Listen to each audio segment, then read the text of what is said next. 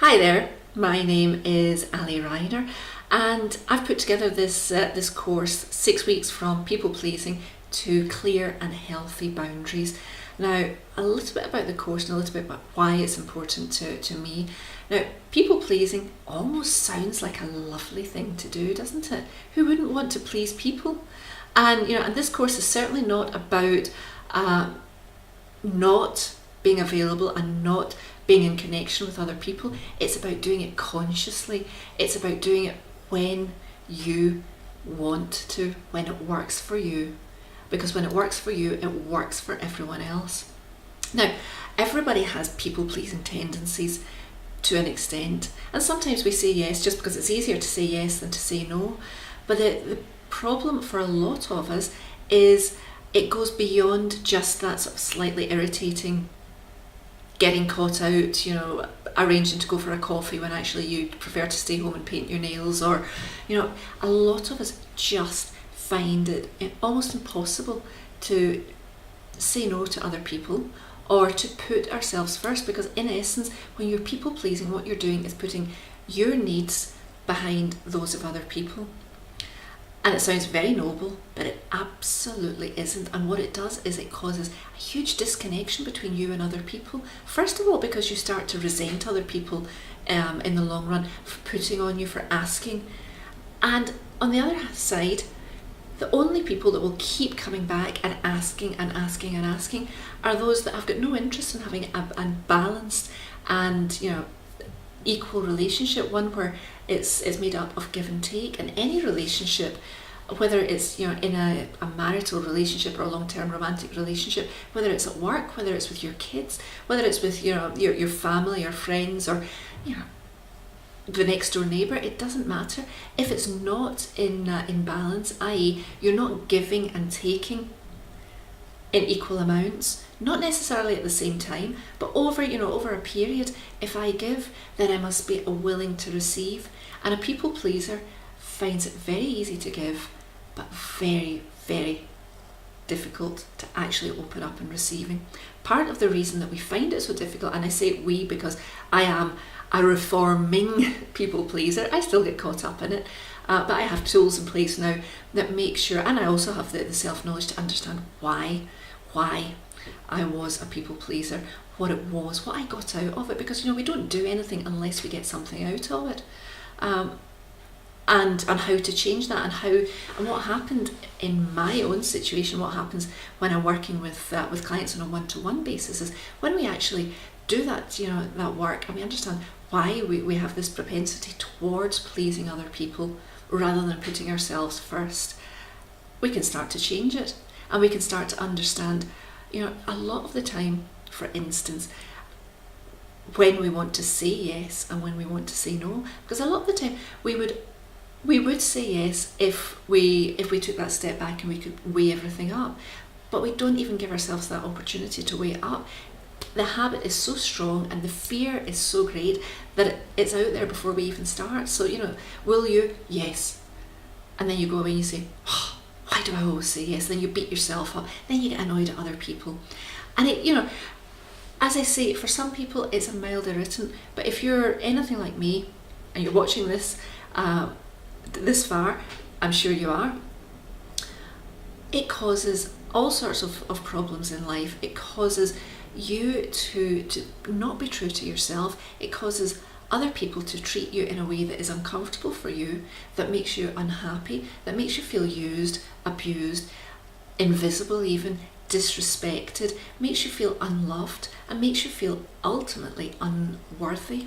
So the idea behind this course is to take you from people pleasing blindly, unconsciously, to understanding what it is, what that mechanism is, what makes you do it.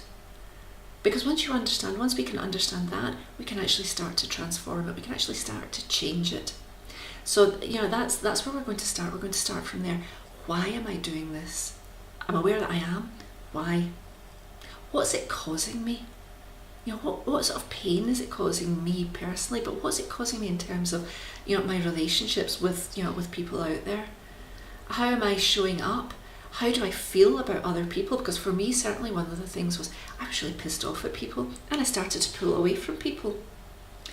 And I hear that a lot, so I know that I'm not alone in this. I know that, you start to put a barrier up so that it becomes uncomfortable for other people to ask you, or you stop answering the phone, or you stop going out to, into company, whatever it happens to be.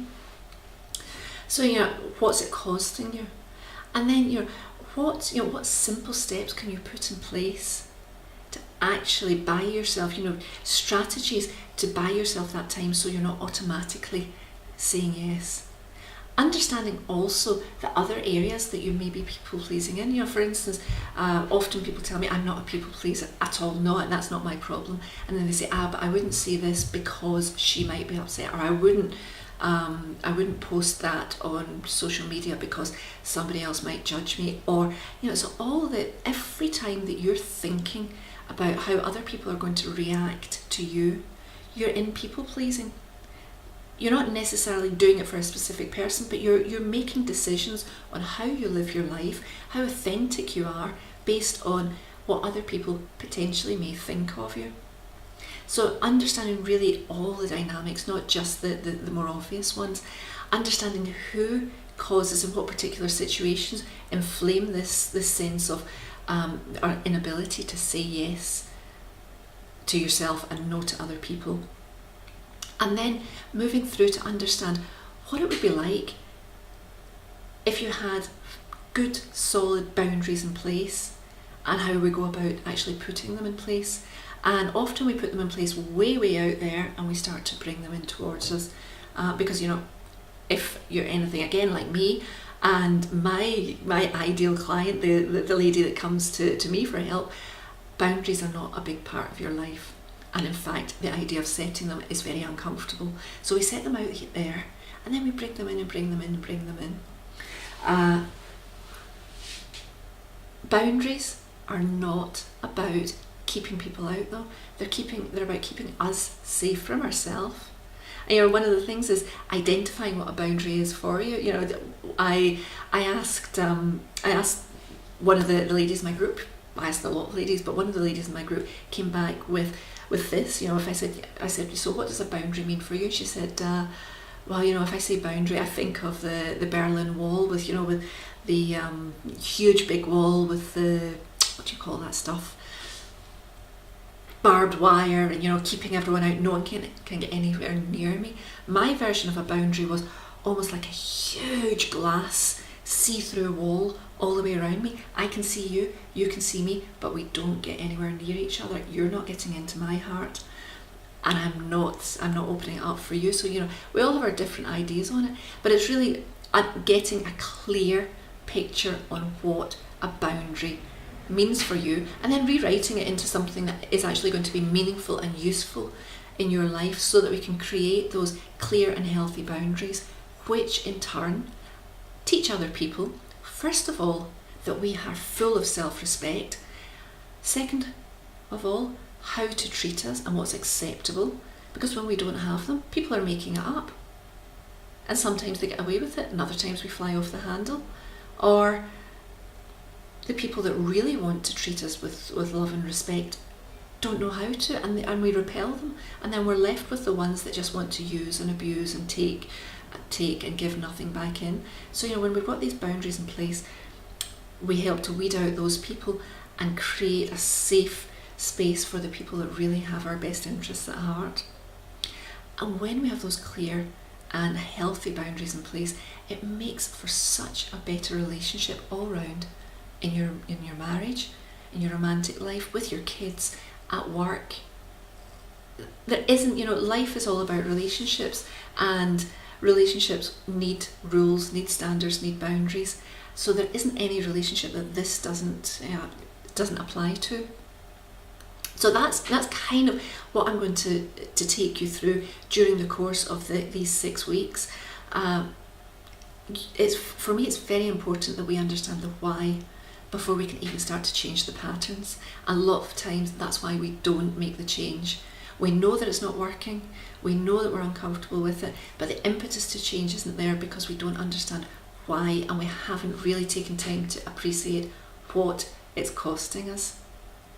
So if that sounds appealing to you, I can't wait to get started with you. I really can't wait to get started, because it's going to be, fairly intensive, but I promise you, if you throw your energy behind it, if you actually take this, seriously, and you do what you have to do, you will find such a huge difference in the way that you feel about yourself, and therefore the way that the world feels about you, and the way that the world begins to treat you. That's, it sounds like a big promise, but I know from experience that's what happens. So thank you for listening in, and can't wait to get started with you. Bye. What I should say before I go actually is, if you have any questions, email me at Allison, ALLISON, at AllisonReiner, REINER.com, and I'm happy to answer any of your questions there. Thanks very much. Bye.